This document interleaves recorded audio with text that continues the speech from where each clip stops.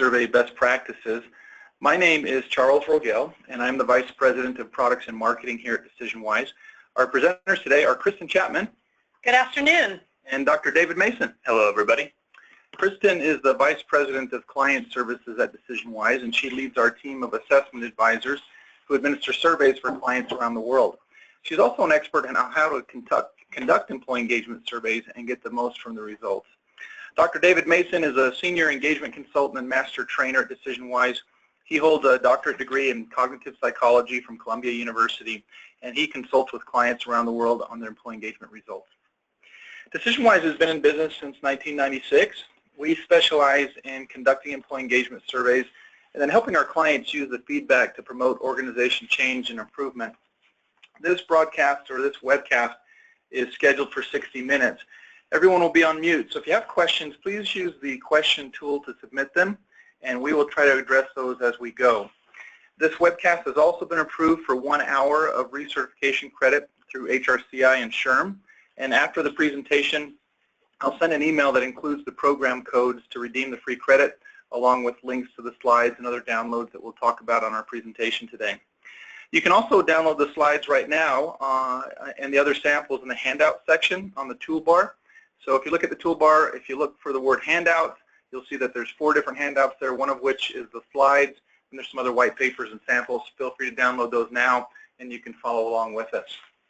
So let's begin by talking about these kind of outcome levels when it comes to running an employee engagement survey. And the reason why we have this slide here is many times people call us to conduct an employee engagement survey, and they're at one of these 4 different phases, so to speak, when they're doing it. Either it's their first time, they just want to get a benchmark, see what's going on, or they're veterans at this and have been doing it for a while, and they're really using the results to kind of drive organization change. So Kristen and Dave, I wanted you to talk about the differences between these different phases that we typically see.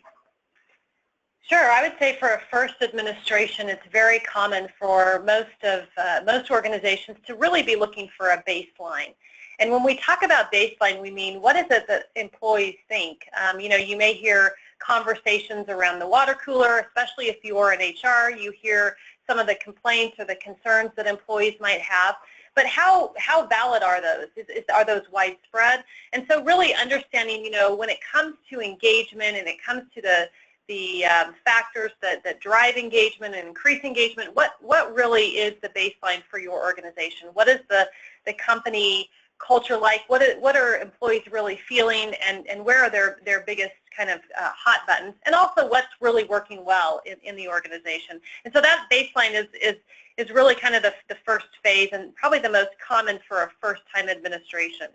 But one of the key things, and Dave can speak to this because he often works with leaders in this, is taking it beyond just the baseline to how do we then respond to what employees have to say, what their concerns are. Yeah, absolutely. It's one of the things is when you get into it, you're kind of just happy that you established the baseline. Hey, that was a lot of work, a lot of effort, and you count that up as one of the wins.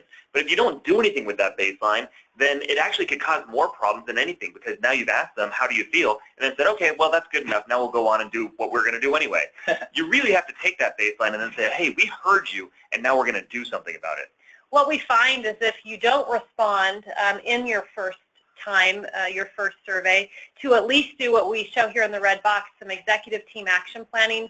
What we mean by that are just high-level initiatives, maybe 1 or 2 initiatives that's based on the feedback. Here's what we're going to do to change. If you don't respond, if you don't create a couple of action items, if you don't tie those action items back to the fact that you heard employees, that you heard what they had to say, then you'll find that if you do try to run the survey again, you'll have lower participation, people will be more apathetic, and it's less likely that the kind of support and change for engagement will exist within the culture. The next phase after that is that's really talking about getting some high-level buy-in and saying, hey, the organization is doing something about this. But the next step down is what we're seeing in the green box. And this is where we really start to dive into the transformational aspect of what engagement surveys can do for you, is that when the high level rolls down and trickles down, a lot of times it peters out or bottlenecks around that manager supervisor level. But if now we can get them involved and doing individual contextual nuanced action plans for their specific department, now the people who shared their voice, the people that answered this engagement survey can say, oh, listen, this isn't just something that the CEO said, hey, let's do this, and now we all forget about it. This actually means something all the way down, and this is going to affect my day-to-day. This isn't just some high-level pie-in-the-sky idea, but this is going to change how I work this day, in an hour, you know what I mean? So this is where it becomes very important and also very crucial to be doing it the right way. And one of the key things here, Dave, with the manager action planning is that you're creating a level of accountability and ownership. Engagement becomes more tangible to managers at this point. Not only are they receiving some results for their team, but they're also responsible to create change within their unit or their group. And so trickling up those action plans is just as critical as trickling down the results, as you often hear as we talk about rolling out results. The final one would be, as there are initiatives put in place, as managers are setting goals with their teams and really trying to figure out how do we increase engagement, how do we create change, then having more team as well as company-wide initiatives around training, leadership development. That's where you get into some of the, the bigger organizational development initiatives that really helps, is a catalyst to increasing engagement across an organization. I'm going to throw something out. I just made this up right now, so you tell me if you like it or not. But I think that with the manager action planning, that's where you get into the creative solutions to problems, right? And then when you go into the purple box, the training, the development, the organization, that's when you start getting into innovative solutions. So the creativity in solving what's already there, but then saying we're going to take this one step beyond and be innovative about it. No, that's great, and that's where you're talking about things like, okay, we've seen for a couple of years we've got this problem with maybe it's top-down communication. We've tried these couple of different things.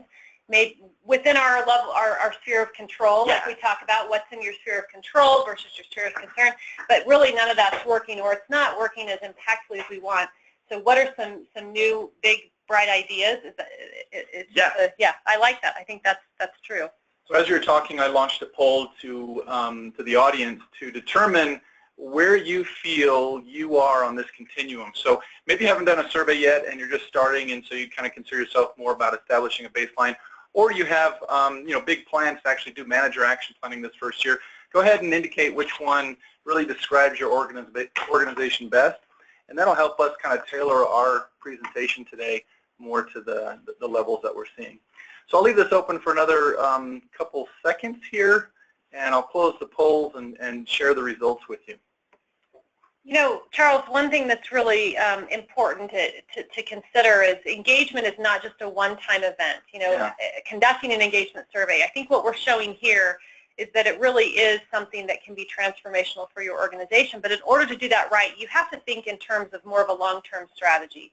It's not just a one-time event, but you've got to keep, not only measuring but also changing. And it may sound like a lot of work, but it's really any significant change, does take time. Rather than, we always talk about change in terms of slight shifts versus, significant swings.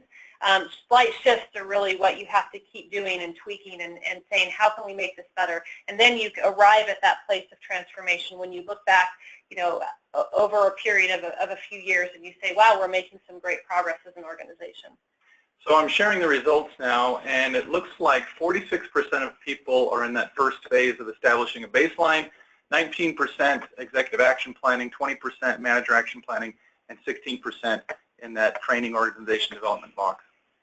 So interesting. I think that's this is a little bit different. We've done this presentation before, and we found it split somewhat evenly, but it looks like we have a lot of people looking to start this process off and establish that baseline. Go ahead and hide the results. So what we'd like to do now is talk about what, kind of a good roadmap for rolling out results. So if you're starting your survey for the first time, what are some accomplishments you can kind of expect during that first year, second year, and third year? Yeah, it's almost like what are those wins you're going for, right? So year one, definitely, having that baseline is important. You really don't know what employees really feel, and so having some data to support. You may have some hypotheses or assumptions. Having some data support. I'll tell you one example, a really great story. I worked with an organization that was, very confident, very sure that the location of their organization was a problem. That's why people were leaving. And what we found when we actually looked at the survey is it really had nothing to do with location. And so really the data, establishing that baseline helps you to validate kind of some of your assumptions or to throw away some of those assumptions. Another win is making sure it's a confidential process. If you have an organization that is not strong or high in a level of trust and you're trying to build that sense of trust, making sure you have a good plan around what the confidentiality looks like. You definitely want to have some executive planning like Dave talked about, having some kind of initiative, one or two initiatives based on the results that you will then share with the organization and tie back those initiatives to having heard them. Sharing those overall results, of course, and then, as we said, doing something, making some change, even if it's just a slight, one or two items, but that's really critical for the first year. If you do that, you'll find your participation rates increase for the second year. You'll find that you'll see some score changes where the initiatives you've worked on, you'll see some increase and improvement. I know, Dave, you work with organizations quite regularly on year-over-year survey results. What does that second year typically look like for them? Well, the second year is going to be the best year for them a lot of times, because what happens is if they work with us during that first year, we go through all these things and make sure that they're using the best practices, because as you alluded to, this has to be something that you think of year over year. You can absolutely do a one-off, and then you can screw everything up, because that's what happens. But you have to really look at this as we're really changing the culture. We're really changing the paradigm of how we think about things in here. Engagement is not an initiative as much as it is a way of changing how you think about things. And that's what this first year is all about, is changing how you think about things.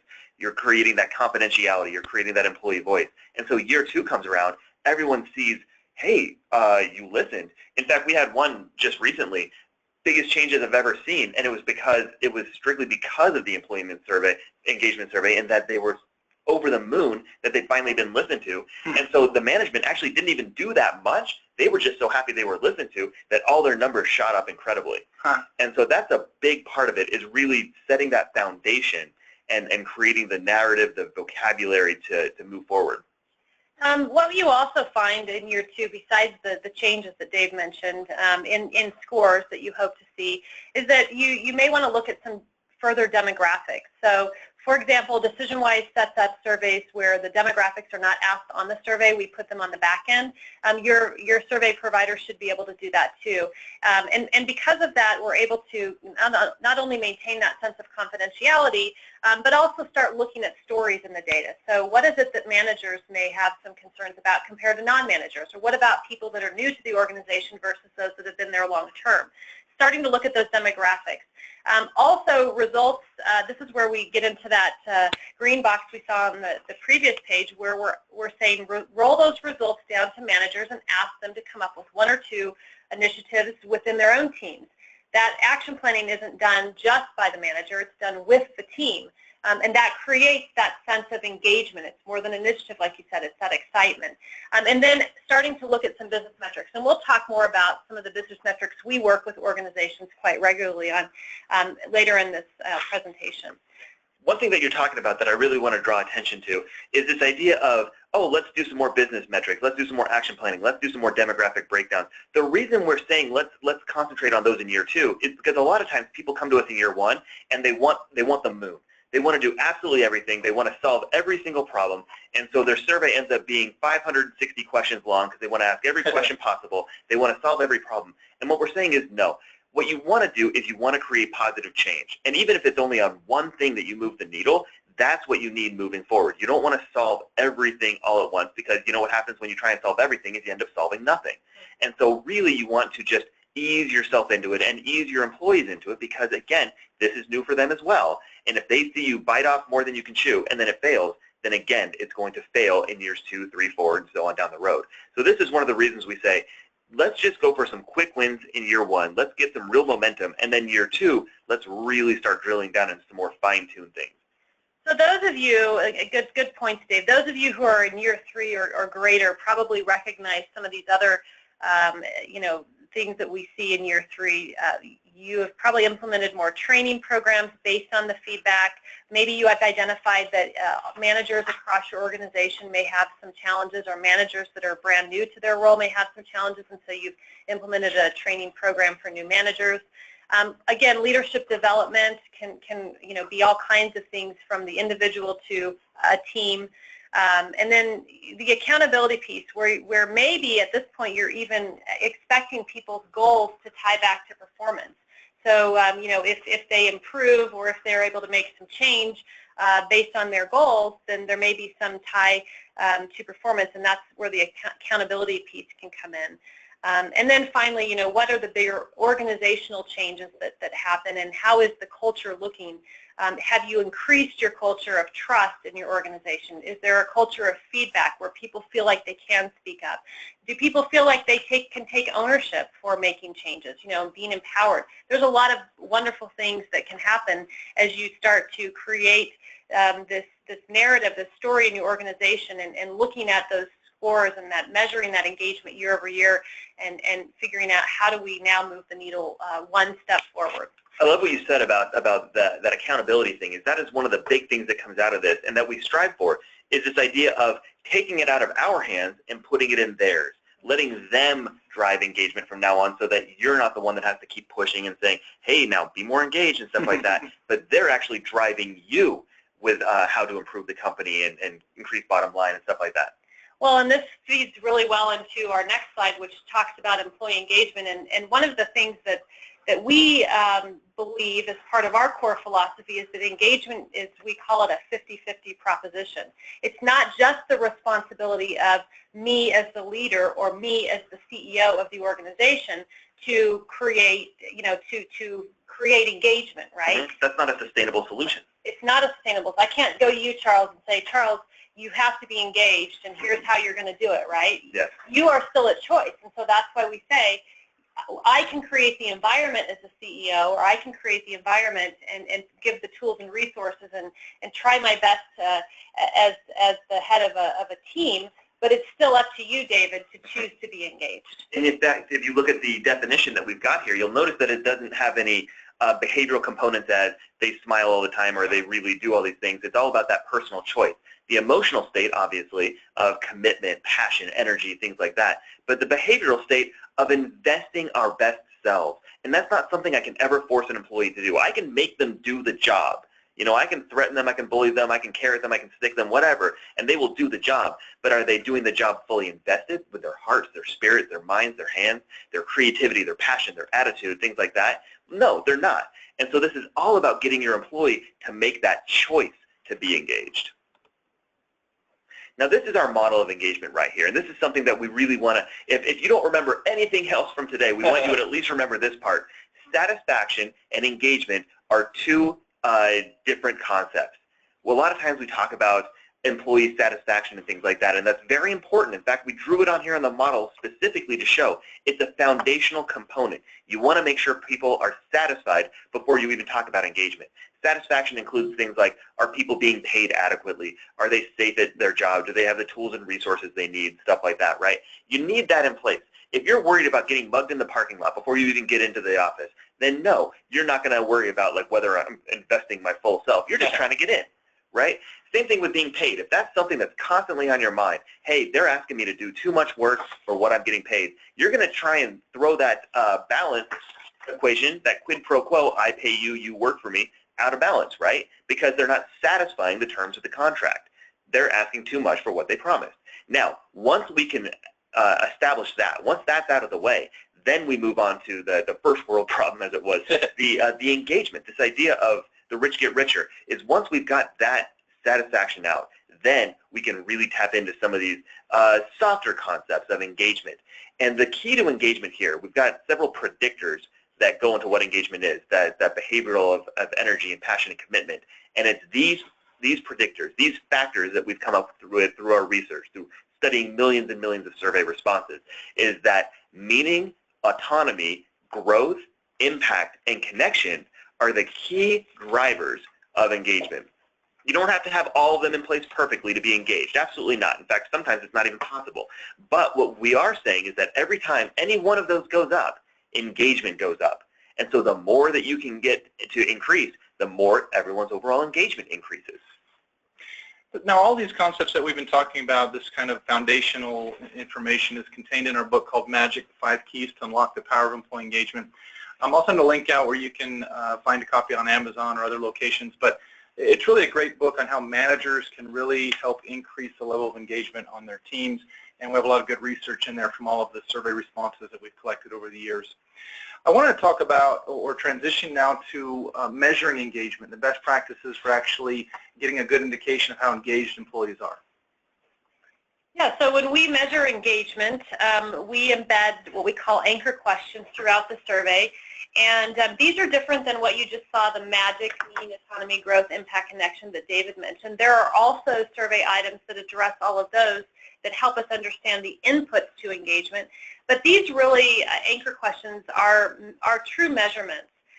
They are, we look at these 6 questions.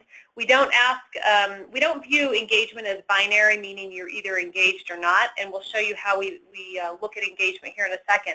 But these anchor questions really give us a sense of how people are feeling about their job. You'll notice that, for example, it's easy to become absorbed in my job. It's not a question that's extremely actionable. So, Charles, if you got a low score on that, or your team did, I'm not really able to say to you, okay, Charles, go figure out how to be more absorbed. Right. Get your team more absorbed, right? But they are good measures of engagement. What we then do is take these items and we look at everyone's average score, and we group them, each individual, into one of these 4 categories. You know, there's a lot of conversation. I think we hear it in the industry and the media. About 70% of people are disengaged, which means then that, Dave, you and Charles are both disengaged, and I'm the only one engaged in this group here. But in all reality, we find that engagement is not binary. Either you're engaged or not engaged. It really is more of a spectrum or continuum. And I think that matches with your experience, right? That's just not, if I'm not in love with my job, then I don't detest my job. That's just not how it is. And in fact, one of the interesting things about this is that people's engagement can fluctuate a little bit. So when you look at what we're talking about in the top group here, this 32%, we call them fully engaged.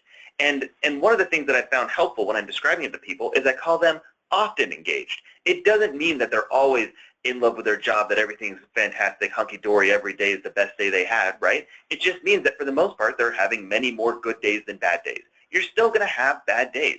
If you were manic all the time, that's not engagement, that's mental illness. And so what you want to do is you want to see, like, for example, feel stretched beyond your comfort zone, personal satisfaction in the quality of your work. It's stressful, but it's the kind of stressful that's rewarding and fun and energizing. You just love your job. Now, the next group down, this key contributor group, makes up of the bulk of most people's organizations, about 50% roughly, and that's wherever you go. Now, this is the part that often gets overlooked. These are people that are having more good days than bad. We call them sometimes engaged. They know what a good day at work feels like. They've had them, they enjoy them, and they just hope with fingers crossed that one day it'll come by again, right? They have no idea how to create those good days. They just wait for them and enjoy them. So those are the people that are sometimes engaged. You see, they're not stretched by assignments, but they still respond well to leadership. They're committed. They stick to what they know. They're not the ones pushing the boundaries necessarily. Now, the next group down, this opportunity group, this makes up about 20% of the people that in your organization, and we call them waiting to be engaged. These are the people that are doing just enough to get by and not get in trouble, and in fact, they're very good about that. They're very engaged in trying to avoid work a lot of times. So, but they spend time taking care of personal needs. They'll be calling the bank, or they'll be surfing Facebook, you know. They're staying because it's too hard to get another job, or the money's too good, or something like that. You're just putting in your time. These are the people that will get the job done, but you kind of have to be on top of them, right? You don't want that in your organization. But here's the deal. The natural state of humans is wanting to be engaged. So these people that are in that opportunity group, if you give them a chance to be engaged, they will jump at that chance. That's why we call them waiting to be engaged. That's why they're the opportunity group, because you give them anything, they're going to skyrocket up that ladder. Now, this last group, fully disengaged, these are the ones that are just, you recognize them, right? They're the ones that are constantly complaining and sarcastic. They're the ones that they quit, but they haven't told HR yet. These are the ones that are always bad-mouthing other people, and it feels like there's more than there are. But for the most part, we found that at the most, you're going to see 4 to 6% of these people in an organization, and that's kind of on the worst, unless you are the worst organization, right? But for the most part, we're seeing anywhere between 2 and 6%. And these people can change. It's just not often worth your effort to do it. It's better just to kind of manage them out or something like that. So I want to transition here and talk about the survey itself. You know, how do you build an employee engagement survey? What are some best practices around the questions you use, the structure of the survey, how long it is, the rating scale, that sort of thing? Yeah, so you can see that we recommend, this is one of the surveys that we would use, we recommend what we call frames of reference. So questions, survey items that relate to your job, to your team, maybe to your supervisor, the organization. And there's a couple of benefits of these. Number one is you're looking at the questions themselves on a 5-point agreement scale. You're able to go through and answer about 50 questions within about an 8 to 10 minute time period. Having a consistent scale, having these frames of reference helps kind of set up the survey in a way that allows the survey taker to be able to respond fairly quickly to these items. Another benefit of these frames of reference, when you get to the action planning phase, where you're trying to set some goals or look at the results, is that they help put them into frames of reference that identify what is in my sphere of control. If I'm a supervisor, of course, and I get some results that show that I've got some issues with my team, then I'm able to look at those specifically and address those. If I'm the manager of a group of supervisors, then I can look at where my supervisors having some challenges, and that is in my sphere of control to try to help support them. So there's a couple of benefits to setting it up this way. You'll notice we also have a don't know, not applicable option. We do recommend having that. What we find is that if we don't have that option, that even though this is an attitudinal survey and you would hope that most people could respond to all of the survey items, there are occasions where people don't feel like they can respond. One example is if I would choose to remain here even if a job was similar in pay and benefits were available elsewhere. There's a couple variations of that question. Sometimes people just aren't sure what other comparative benefits and pay are out there, and so having a don't know helps us separate that out. It also eliminates us from inflating the neutral category, which is what we commonly see when there isn't a don't know, not applicable. We also recommend two open-ended comments. There is a lot of conversation around, do we put a comment box after each section? What we've found through our research is that two open-ended comments at the end has a couple of benefits. Number one, we ask a strength and then an opportunity question. Number two, we find that there's a drop-off rate that happens as soon as someone gets to a comment. So this helps to minimize the drop-off rate by putting it at the end.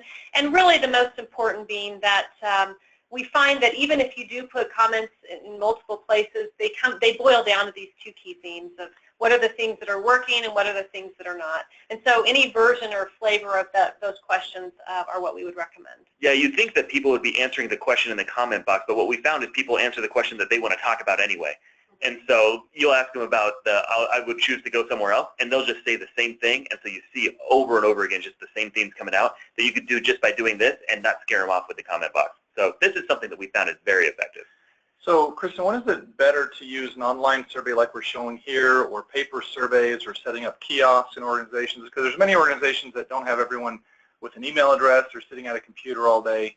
How do you collect feedback from those individuals? Yeah, so first I would say just be sure to collect feedback from everyone. Don't ever administer an employee survey and only give it to people who have online email addresses. Yeah. Make sure that you are including everybody in that survey. Of course, if you have contractors or others that might not be full-time employees, that's a different story. But paper is an option that we use. Kiosk is pretty easy because all you do is send a kiosk code and people go to a a website and enter their kiosk code and take the survey online. If you have a computer lab or place, you can set up computers for people who may be on a manufacturing floor, for example. And then, of course, online, if they have an email address, it's the most simple.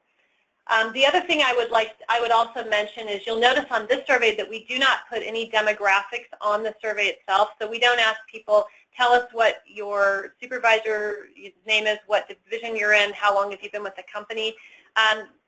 Putting that information on the back end, so you provide an HRIS output to your survey provider, and they should be able to code that information on the back end so that those kinds of questions don't have to be answered. That is huge. Number one, that increases the sense of confidentiality when you can do that. And number two, it decreases the length of the survey. And number three, it gives you more relevant and valid data. What we found is that when people self-report their demographic information, that up to 26% of the responses are incorrect. And that could be that they don't know the answers to some of those, they're estimating, or it could be that they're purposely trying to hide who they are because they fear the results coming back to haunt them. For what it's worth, I always lie on my demographics. Not for the employee surveys, but any online survey I take. I'm born in 1950. And well, there you go. There's your reason why you yeah, do that. So you should be able to have that on the back end. And again, you're keeping this survey nice and simple. I would also mention, Charles, that probably 70 to 80% of our surveys are pretty much the same questions because you're able to get some good benchmarks that way. And of course, we've put together a survey that really does measure engagement with those magic components, with the anchor questions, with the satisfaction pieces. But there are also some things that are going to be unique to your organization. And so you may want to be able to ask some of those questions. You may want to customize it. And so we find about 20 to 30% of the surveys that we do 20% of the surveys are customized. All of the surveys we do are typically customized, but 20 to 30% of the survey itself we will change based on what your organization's needs are.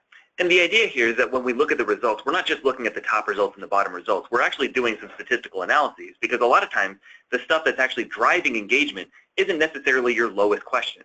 This is why we always recommend doing some advanced metrics, because that way you can find out. Because the whole point of this is you look at engagement as your dependent variable and what is causing that, what is affecting that. And it's, like I said, it's not always the lowest question. And so statistics help tease out what's really doing that. Yeah, and what do we do to change? Like what's going to help us to increase engagement rather than just let's respond to the lowest scores or the highest scores. It goes back to what you were saying earlier, is a lot of times people want to solve problems before they figure out what the actual problem is. Good point. And then what is the best method for conducting the survey? Annually, pulse surveys every quarter, always on? How should you kind of collect feedback? Yeah, so there's a lot of conversation right now about pulse surveys, and I've been doing this for about 10 years now, and that's kind of ebbed and flowed a little bit with real-time feedback, always-on surveys, pulse surveys. People get excited about it. They're all good, and they're all really beneficial. And they all serve specific needs. Right. But our recommendation is that you do an annual, for the first 3 years, you do an annual survey about the same time every year. And then as you have moved into that more transformational, then you can move it to 18 months to 2 years and start doing more of a pulse. Dave, what else have you seen work well with pulses as you worked with organizations? So the idea with the pulse is really dependent on what kind of stuff you're working on. So for example, I was working on one right before the webinar for this large company out in California, where they want to know how they've been doing on certain questions. Well, this particular question is one that you're not going to see a huge effect size.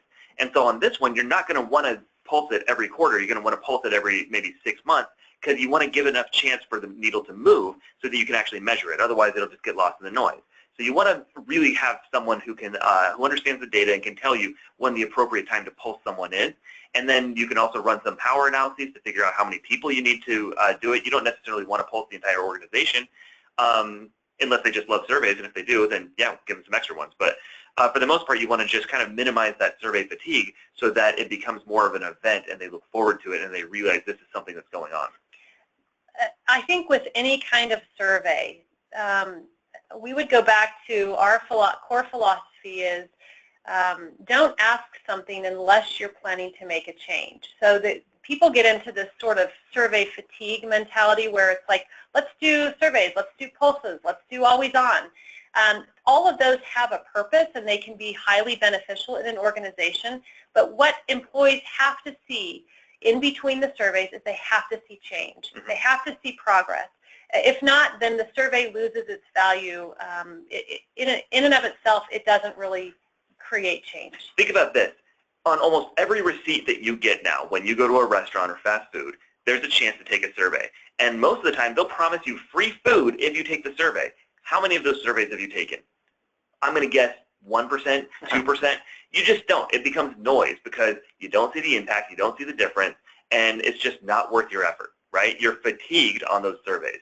And so we want to make sure to avoid that same principle within the company. And again, that's why it ties back to really making sure that you do something with those results and making it so obvious. Yeah, Sarah says she doesn't do any of those surveys either because she doesn't eat fast food. Well, Sarah, thanks for pointing out that you're better than me. Yeah. Too much fast food there, Dave, yeah. I'm eating fast food right now. He's not actually. So I'm showing here kind of a screenshot of how to track participation. And I guess the question is, what can you expect in terms of participation? What's a good participation rate? And then how do you get high participation on employee survey? Sure, I'll take a stab at that. So high participation is contingent on a couple things. Number one, especially if this is your baseline survey, which the majority of you, or a large number of you mentioned that's kind of the phase you're at. You want to make sure that you have a very good communication plan. A communication plan thinking in advance a couple of things. Number one, what is the process that's going to be, people are going to go through to take the survey? What is going to be expected of anybody who receives results? So thinking ahead of time and communicating that. Here's what the purpose of the survey is. Here's why it's important to our organization. Making sure that that first communication that goes out is a letter from the CEO supporting the organization, supporting the initiative, and saying here's why we're doing engagement, here's why we care about it, here's what we're expecting to have happen. Making sure that that's all part of your communication plan helps your participation rate. Again, if you're at that phase where you're holding managers accountable to create action plans, then that's another thing that can help participation rates. You get managers excited, let them know not only are you going to get a report, but you're going to be asked to set some goals with your team. That will create good buy-in as well.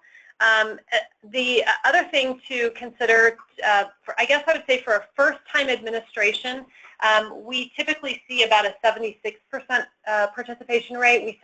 We find sending a couple of reminders to people over a 2-week window is ideal. And then once they complete the survey for a first administration, we usually see about a 75-76% participation rate. That rate actually goes up on the second administration if you have taken some action. So if you had made at least a couple of changes from the company perspective and tied those results again back, it can be little quick wins, it can be big initiatives, but throughout the whole year-long time frame saying, okay, remember when you took that employee survey back in December, this initiative is a result of your feedback then. So we as the organization are trying to make changes based on your feedback. So tying those results back actually pops the participation rate up to about 82% in the second administration. And then again, depending on the kinds of results and initiatives, usually you are at 80 to 85% over the successive years. Yeah, in fact, some of our best clients, the ones that really embrace this engagement initiative, we almost don't have to send out reminders because we're at 90% participation, and it's 90% participation within the first couple of days. Like it's not even an effort at that point. They're so excited to give feedback because they know this is their chance to speak up, say what's a concern, and know that it will be addressed in some way. I want to talk about or transition to the best practices in reporting. What should HR expect to see? What should the executives expect to see? What should you give managers? What are some best practices around using the data? I think the biggest thing, and what we've seen kind of as a trend over the last year or two, is that employees or leaders want the data, the information they receive, to be relevant. They want it to be focused and relevant to what is really important for them to create change. And so what we typically find is, as we mentioned, kind of a trickle-down approach. You start with the executive team. High-level HR might have everything, but an executive you may want to give less information to. They want to understand the whole business unit or the whole division that they're managing. What are the key factors? What are the things that kind of stand out that might increase engagement? So we talked, Dave mentioned drivers. On reports that we provide executives, we'll point out here are the key drivers of what's going to move the needle. Executives want to understand how does their organization compare to the average organization or the top organization. So benchmarks are really important for executives. When we're talking about a mid-level leader, they may want to see how are their supervisors doing, or how are their teams under them doing, and might there be some initiatives or issues that they need to address from that perspective as well. And then when you get to the frontline manager, we wouldn't recommend any kind of demographic cuts or any kind of, you're really focused in on what is in their sphere of control. What are the immediate things that their teams need? And again, identifying here are the couple of items that will move the needle on engagement. That's really the kind of information that they want to understand as well. Yeah, I think the two, to sort of sum up, the two main principles you want are to make sure that it's relevant, actionable data, not interesting data, not what they, because a lot of people are going to want to compare themselves against different departments, even if that doesn't change what their action plan is going to be. They're just curious. And so you want to just not let people get too lost in the weeds. You want to make sure that you give them stuff that's only necessary for them. And the other one being the confidentiality aspect, which is again why you don't want people to be able to worry that their manager knows what they said about them. You know what I mean? And so that's really just kind of where it comes down to. It's just protecting that confidentiality and making sure that the data are relevant for action planning. What we're showing here on the screen is our online leadership intelligence system, and there's a lot of tabs and there's a lot of filters you can see. You can even look at the structure of the organization, and you can see all of your groups or subgroups. But this would be a view that, for example, you as HR might have. Maybe some high-level leaders in the organization might want to dig into here. But again, this is where you can get into too much information and you spend all your time trying to figure it out, and then you don't focus your efforts on how do we create the change. And so just make sure that when you're providing reports, this online tool, for example, it's permission-based, so what a manager would see could be very different than what you as the HR analyst might see, or PDF reports, whatever it is that you're providing. Your survey provider should be able to customize those reports in a way that provides the relevant information in a confidential way, like you mentioned, David. Yeah, I think more, like you mentioned, Kristen, more and more managers are saying, just tell me what to do. I don't want to have to look through pages and pages of results. I just want to know what should I do to create a good action plan based on what's important to my team and the organization overall. And I think it comes back to the overall initiatives being established up front by the executive team, right? So that action planning needs to happen first, and then the rest of the organization can kind of follow their lead. And that's a great way to do it. I mean, there's several approaches, but one is that, and David does these all the time, where you go and do a summit with an executive team, and you identify what are the one or two initiatives that we really want to focus on.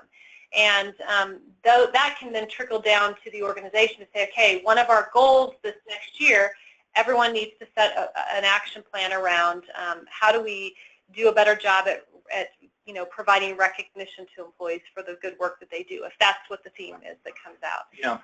But also giving managers that chance to say, okay, my specific team scores are this, and what would really move the needle if I made some improvements on the team, and giving that ownership to the team. Again, managers shouldn't set action plans in a vacuum either. Managers need to look at what their team needs are and have that conversation and engage them in the engagement process. So Laura has a question about showing year-to-year trends. What's the best way to use that information, show that information? I'll show a sample here on our online tool. But how should you look at trends? Do you want to take a stab at that?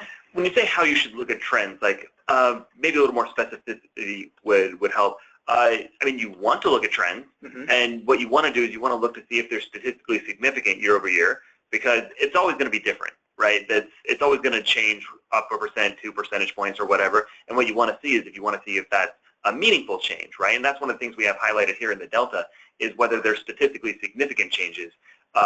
So, for example, this is a global versus your benchmark, but you can do the exact same equation. Yeah, normally I'd have trending here. I don't have it in this example report, but normally we'd choose trending as the benchmark and then show the comparison. So it'd say 2015, 2016. It's the exact same stuff and the exact same calculations of t-tests and effect sizes and things like that to figure out what significance is. And then you say, okay, that's fantastic. Like we've moved on that. Oh, look, this one's going down. Because here's the thing. A lot of what we do with engagement research is kind of like balancing plates. You know, like when you're spinning plates on those little poles, and you spin a couple that you're working on, and by doing that, maybe you let some of the other ones start falling a little bit. So you got to spin those, get those going, and then you go back and you work on the other ones. And so again, don't try and be perfect with your engagement survey. Don't feel disheartened if you see anything go down. What you want to look at is, what did I work on and what went up? And if they're the same thing, then great, right? You can't be everything to everyone. And I give you permission to not be perfect. But you need to recognize that moving in and say, did I change on what I wanted to? And if you didn't, then we really need to have a talk, right? But if something else went down a little bit, sure. And sometimes you can pinpoint what that is and make that the goal for year 2. So does that answer your question, Laura? I hope I answered that adequately. I wanted to mention, kind of as a follow-up to that, as well as our conversation around the kinds of reports and making sure you're putting relevant information in front of your leaders. One of the things that you were showing here, Charles, earlier was with engagement, we look at what are the key things that drive engagement. And, you know, when you start understanding what does an engaged person look like in your organization versus what does an engaged person look like, you can look at your groups and understand, for example, the fully engaged, here's a profile of what is working for them versus what's not. You can see that being challenged and stretched, that's a magic question, a growth question. Feeling that they contribute to the success of the organization, a meaning question, you know, impact, connection, yeah. So you have a number of things, but you also see that it's pretty high on question 16, attractive opportunities for training and development. They feel like they're getting, they have all of those, you know, magic components that we talked about earlier. Yeah. So that's really helpful for you to understand, you know, what is it that might drive engagement for your specific groups. And then from there, you're able to set, you know, goals that are really relevant to how you move that needle forward. I'm going to switch gears and talk about goal setting, action planning in general. What I'm showing now is our Depot online action planning tool. So this is kind of the tool that a lot of our clients use to do this action planning exercise based on their employee engagement survey results.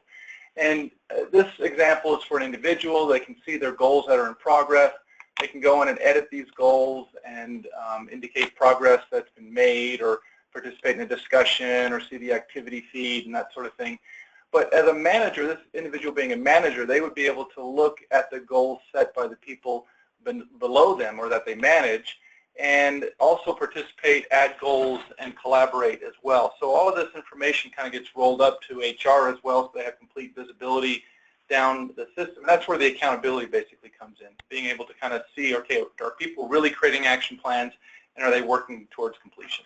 And what's important about this is it goes back to the very paradigm of engagement to begin with, is that we said engagement is not a thing, well, it is a thing that just happens to you, but it doesn't have to be. It's one that we can be deliberate about. It's an actual skill and a talent to be more engaged. And that's why we push the goal setting and the action planning so hard, is because we want people to understand, hey, listen, if I want to be more engaged, I can do these things and be more engaged. And this is why we really focus on the training and the philosophy of engagement so that they understand those things. And that's where a lot of these goal action planning things tie in. So Chris, about how long does it take for managers to, kind of get the results after the survey is done and you've got your results? How long does it take for the managers to kind of create a goal to roll out the results throughout the whole organization? Yeah, so typically we recommend that managers spend a little time reading through their results and then sharing those high-level results with their team. That might be about an hour meeting within a week of getting the results. And then telling the team, look, we need to set some goals as a team. Let's go back and think about where our lower items are, what we might want to focus on based on the organization initiatives from the company, and then come up with one or two goals. So then maybe another week or two after that, you get together and create goals. So within a month, you should have a pretty workable action plan. You put that information, in a tool similar to like what you just showed, Charles, and then track the progress of that over time. HR's role, and this is really key, HR's role is not to create action plans for managers. It's just way too cumbersome, and it really misses the whole point of action planning. If you as a business partner for HR for a certain facility or division or unit tries to do those plans yourself, it's really up to the managers and leaders, and your role is to help not only with the accountability, the touch points of what progress is being made, but also in providing the resources to help people be more successful. Yeah, it goes back to that 50-50 again. Remember, if you start finding yourself doing more than that, that means someone else is doing less than that. Good point. So I'm showing, let's see, let me transition over here to this slide. I wanted to give an example of a goal for an organization overall.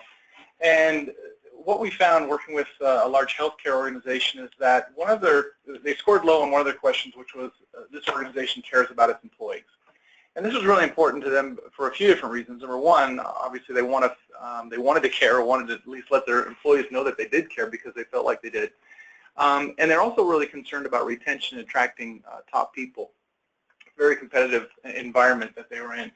And so from this goal, this particular survey question, they decided that in order to increase this perception, senior leaders needed to be more visible. And so they created a couple ideas or initiatives to make that happen. One is an initiative called rounding, where the managers were encouraged to get out every day and go meet with employees, talk to people, make the rounds. This is both the healthcare leaders as well as those that didn't necessarily have a direct patient care role. And they also were required to open up 1 hour of open office time on their schedule to talk with employees, that employees would know this is when their boss is going to be in the office and they can sit down with them. And then they added a question on their survey, and they told everyone about it, that next year we're going to be measuring this item. The leaders of my department are visible on a regular basis. And so there's some accountability kind of built into their process to make sure that it happened. Well, the results were that the question, this organization cares about its employees, went up by 4% the next year. And they actually did have managers, more visible amongst their employees, so that they actually implemented this action plan. Now, not all the managers did, but the majority did so, and that really helped increase the results for that particular score. Yeah, 4% for an organization this size is a significantly statistical improvement. It's a great increase. Yeah, it was a large healthcare organization. Tens of thousands. Yeah. Like to get tens of thousands of people on the same page, that's a big deal, right? And so that's a big win for them, and something that they can actually go back to their employees with the following year and say, hey, listen, we heard you. We implemented this initiative, and it looks like it's making a difference. And so you can kind of gain some momentum there. I think what's also interesting about this question, Charles, is they chose this one to focus on. This organization cares about employees. We've done some statistical analysis to correlate those kinds of questions with questions related to pay or, customer satisfaction. So, for example, we've seen that if people feel like the employees are cared about, then they tend to be more caring to the customers or the patients in this situation. So there's a real strong correlate between, and what's interesting is they didn't maybe address the patient care question directly. They addressed this, that the employees themselves felt that they were cared about, and then that's where they focused their efforts. The reason why I brought up pay is there was another organization we worked with where one of their lowest scoring questions related to pay. And that's not typically a question we put on the survey, but on occasion people do request that it's on there. And what our recommendation was, though, was don't focus on pay unless pay really is under market, compared to the market, very low. It was actually fine in the market, but we said focus on the relationship between the supervisor and the manager, which was a low scoring question as well. What they did is they focused on that, and then the year-over-year change, the trend, improved significantly. And in fact, the pay question improved the next year, even though they hadn't done anything at all about changing the pay structure. So not saying that it's always something that you don't address, but what we're saying is really understanding what is it that's going to drive or improve engagement and making sure you're addressing the right thing. And again, that goes back to those things are built into good reports. Yeah, it really shows the importance of doing the statistical analysis and not just, your best gut feeling, right, winging it, right? Right. Yeah, and so that kind of would be, I guess, number 0.5 here in terms of organization goal best practices, which is figure out what the right goal is. And so you want to make sure that you're actually doing the right thing that's going to make a difference. Once you have that in place, we have our 6 items here. You want sponsorship. So if the executive team's not on board, you're not going to have a lot of support and momentum to really make this happen. Not at all. So that's really important. Make sure people know who's really driving this, if it's a CEO or one of your other executives, and that they're setting the direction. Yeah, not just supporting it, but setting the direction as well. So it's coming up in company meetings frequently. People are hearing about it. It's in the company newsletter. It's really being communicated. Number 3, we put in a question from the survey, which is, I see how my work fits into the overall mission. So once you establish an initiative at the top, you need to make sure people understand why it's important to them. And so that's where we talk about impact, making sure that the managers are communicating to employees how this would make their lives better. Number 4 is all about transparency. And again, the question from the survey is, I trust that senior leadership is looking out for me. They want to know that that these decisions being made, that these initiatives being implemented are for the good of the employees, not just the company. Number 5, we talked about communication, but it's not just top-down communication, it's bottom-up communication. People want to know that they're heard, and by acting on these things, you're empowering them, they feel like they have a voice, and so this question here goes up, suggestions for improvement are listened to and taken seriously. And then that 6th piece is this, the accountability, following up, making sure you're tracking what's going on so you can kind of see some improvements.